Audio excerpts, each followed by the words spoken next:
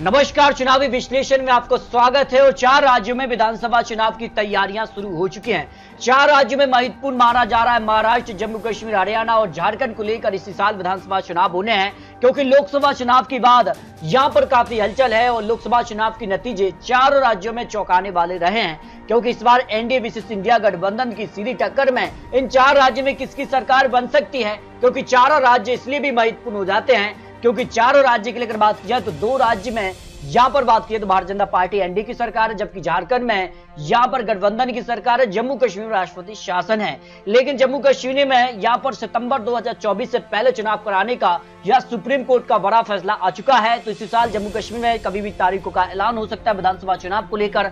और महाराष्ट्र में भारतीय जनता पार्टी ने यहाँ पर बड़ी बड़ी योजनाएं रखी हैं। इसमें महिलाओं को 1500 रुपए देने का ऐलान यहाँ पर हो चुका है। इसके साथ ही यहाँ पर परिवार को 3 सिलेंडर फ्री तक की यहाँ पर नई योजनाएं सामने आ रही। सारी खबर यहाँ महाराष्ट्र को लेकर भी बात करेंगे। हरियाणा में अगर बात करें तो हरियाणा में भी काफी हलचल रही है। हरियाणा में भारतीय जनता पार्टी ने अपने मुख्यमंत्री को बदल दिया है। यहाँ पर अब वो कैबिनेट मंत्री बन चुके हैं, जबकि यहाँ पर नए मुख्यमंत्री बने हैं। तो झारखंड में भी काफी हलचल है। झारखंड में हेमंत सोरेन की रिहाई हो चुकी है, क्योंकि इनकी गिरफ्तारी हुई थी और उसके बाद रिहाई के बाद झारखंड में विधानसभा चुनाव भी होने हैं। तो कितना कुछ फर्क पड़ेगा, कितना कहां किसका फायदा कितना नुकसान, किन मुद्दों के साथ इन 4 राज्यों में विधानसभा चुनाव कौन जीत सकता है, इसको लेकर कुछ महत्वपूर्ण और सटीक विश्लेषण सामने आ चुका है। तो 10 साल बाद जम्मू कश्मीर विधानसभा चुनाव होने जा रहा है। इसके साथ ही धारा 370 के बाद ये पहला विधानसभा चुनाव होने जा रहा है। तो काफी हलचल यहाँ दिखेगी।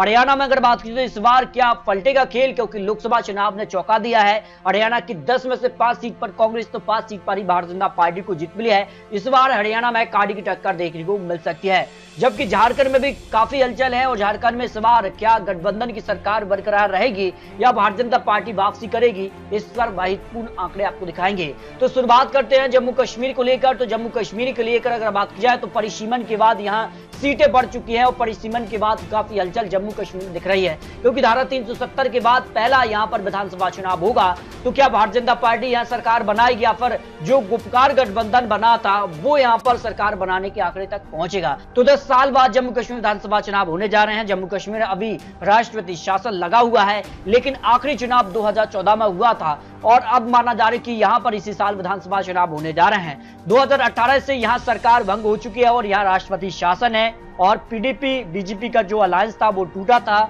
उसके बाद यहाँ राष्ट्रपति शासन लगा। 5 अगस्त 2019 को आर्टिकल धारा 370 खत्म हुई है। उसके बाद यहाँ विधानसभा चुनाव होने जा रहा है। तो कितना किसे फायदा कितना नुकसान हो सकता है जम्मू कश्मीर को लेकर नतीजों की अगर बात की जाए तो 2014 में जब विधानसभा चुनाव हुआ था तब भारतीय जनता पार्टी ने 25 सीटें 23% वोट शेयर के साथ हासिल की थी। पीडीपी ने 28 सीटें 22% वोट शेयर के साथ, यहाँ पर नेशनल कॉन्फ्रेंस ने 15 सीटें 21% वोट शेयर के साथ, कांग्रेस ने 12 सीटें 18% वोट शेयर के साथ, निर्दलीय ने 3 सीटें हासिल की थी और इनके पक्ष में 4 सीटें रही थी। तो इस हिसाब से अगर बात की जाए तो 2014 में काटी की टक्कर देखने को मिली थी, लेकिन नतीजे 2000 लोकसभा की भी बात की जाए 24 के लिए तो भारतीय जनता पार्टी को 2 सीटें मिली। जम्मू और उधमपुर सीट पर ही चुनाव लड़ा और दोनों सीटों पर भारतीय जनता पार्टी को जीत मिली है, जबकि 2 सीटें नेशनल कॉन्फ्रेंस को यहाँ पर श्रीनगर और अनंतनाग राजौरी सीट पर यहाँ पर जीत हासिल की है। इस चुनाव में अगर बात की जाए तो नेशनल कॉन्फ्रेंस के उमर अब्दुल्ला यहाँ पर हार चुके हैं, जबकि पीडीपी की महबूबा मुफ्ती भी यहाँ पर हारी है। तो माना जा रहा है कि यहाँ पर क्या भारतीय जनता पार्टी को इसका सीधा फायदा विधानसभा चुनाव में मिलने जा रहा है, ये काफी महत्वपूर्ण होता है। तो जम्मू कश्मीर में परिसीमन के बाद जो स्थिति है वो पूरी तरह से बदल चुकी है। पीओके के खाते में 24 सीटें हैं, लेकिन 90 सीटों पर ही विधानसभा चुनाव होने जा रहे हैं, जिनमें जम्मू डिवीजन से यहाँ 43 सीटें हैं और कश्मीर से यहाँ पर जो क्षेत्र है रीजन है यहाँ से 47 सीटें आती हैं। तो यहाँ पर 90 सीटों पर विधानसभा चुनाव की पूरी तैयारी यहाँ पर हो चुकी है। माना जा रहा है कि अगर जम्मू कश्मीर विधानसभा चुनाव होते हैं तो फिर भारतीय जनता पार्टी का पलड़ा यहाँ पर भारी हो सकता है, जो लेटेस्ट यहाँ आंकड़े निकलकर सामने आ रहे हैं। जबकि अगर बात की तो हरियाणा में भी यहाँ विधानसभा चुनाव की तैयारियां शुरू हो चुकी हैं और यहाँ पर भी काफी हलचल देखने को मिली है।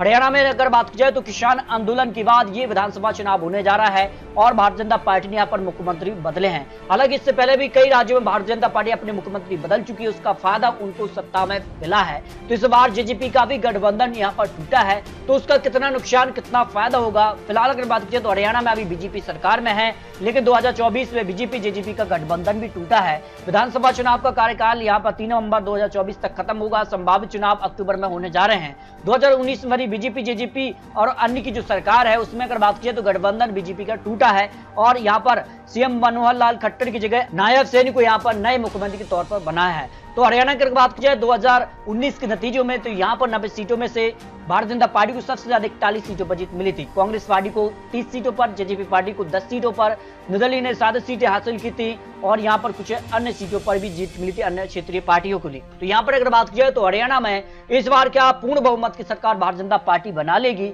या फिर कांग्रेस यहाँ सरकार में वापसी करने जा रही है, ये महत्वपूर्ण हो जाता है क्योंकि आंकड़े 2024 के लोकसभा चुनाव के चौंकाने वाले रहे हैं। यहाँ पर अगर बात की जाए तो 2024 में भारतीय जनता पार्टी को यहाँ पर काफी हलचल देखने को मिली है।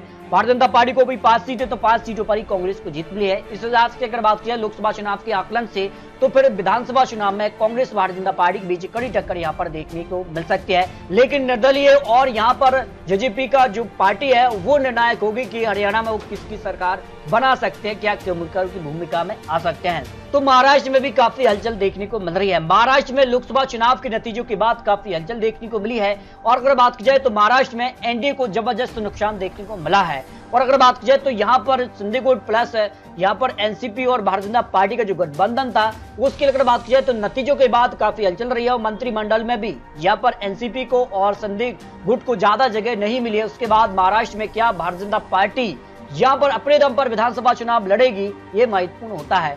लेकिन माना जा रहा है कि जिस काल से यहाँ पर एनसीपी से यहाँ पर अजित पवार की एंट्री के बाद महाराष्ट्र में भारतीय जनता पार्टी को जबरदस्त नुकसान देखने को मिला है।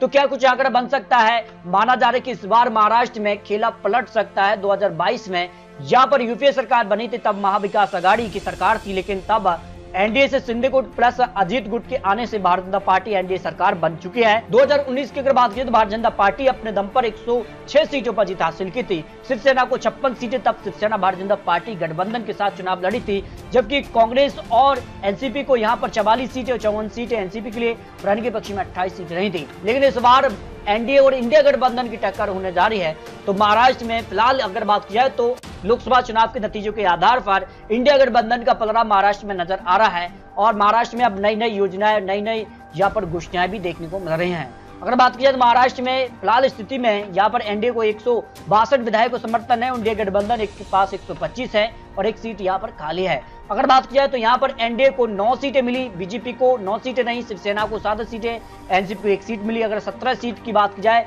तो यहाँ पर भारतीय जनता पार्टी एनडीए को 17 सीटें, जबकि इंडिया गठबंधन को 30 सीटें मिली, जबसे सबसे ज्यादा सीटें यहाँ पर कांग्रेस को महाराष्ट्र में मिली।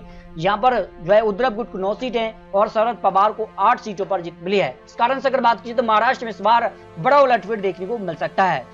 जबकि झारखंड की अगर बात की तो झारखंड में भी इसी साल विधानसभा चुनाव होने जा रहे हैं और हेमंत सोरेन की अब यहाँ पर जो बात की जा रही है कि जमानत पर वो वापस आ चुके हैं और यहाँ अगर बात की जाए तो विधानसभा चुनाव में कितना फर्क डाल सकते हैं। अगर बात की जाए तो फिलहाल यहाँ पर चंपई सोरेन की सरकार है, तो झारखंड में कौन यहाँ पर अगली सरकार बना पाएगा? क्या झारखंड में अभी जेएमएम कांग्रेस सरकार जो है वो बरकरार रहेगी या विधानसभा चुनाव में वापसी भारतीय जनता पार्टी करने जा रही है? क्योंकि काफी हलचल यहाँ पर देखने को मिली है। ऐसे में माना जा रहा है कि झारखंड को लेकर जो आकलन है वो क्या स्थिति है। फिलहाल अगर बात की जाए तो कुल 81 सीटें आती हैं। इंडिया गठबंधन जेएमएम के पास 29 प्लस है, कांग्रेस के पास 17 हैं, तो कुल मिलाकर 48 विधायकों का समर्थन उनके पास है और एनडीए के पास 32 विधायकों का समर्थन है। तो अगर बात की जाए तो यहाँ पर 2024 लोकसभा चुनाव के नतीजों में 14 लोकसभा सीटें यहाँ से आती हैं। भारतीय जनता पार्टी को 8 सीटें, जेएमएम को 3 सीट, कांग्रेस को 2 सीटें और आरएसपी पार्टी को 1 सीट मिली थी। क्या विधानसभा चुनाव में भारतीय जनता पार्टी झारखंड में सरकार बनाने जा रही है? ये काफी महत्वपूर्ण हो जाता है। तो 4 राज्यों को लेकर कुछ महत्वपूर्ण और सटीक आकलन आपको दिखाए हैं। 4 राज्यों को लेकर बात की जाए तो इस बार चारों राज्यों में बड़े उलटफेर की संभावनाएं लगाई जा रही हैं और 4 राज्यों को लेकर राजनीतिक हलचल भी तेज हो चुकी है। तो दोस्तों आपको क्या लगता है 4 राज्यों में क्या भारतीय जनता पार्टी एनडीए सरकार बनाने जा रही है या फिर इंडिया गठबंधन की वापसी होने जा रही है? इसको लेकर अपनी राय रख सकते हैं। बहुत जल्द आपको चारों राज्यों के अलग अलग राज्यों पर ओपिनियन पोल भी किए आंकड़े भी दिखाने जा रहे हैं। आखिर ओपिनियन पोल के आंकड़ों के हिसाब से 4 राज्य में किसकी सरकार बनने जा रही है। तो मिलते हैं और लेटेस्ट और महत्वपूर्ण विश्लेषण के साथ, तब तक ले जय हिंद, जय भारत।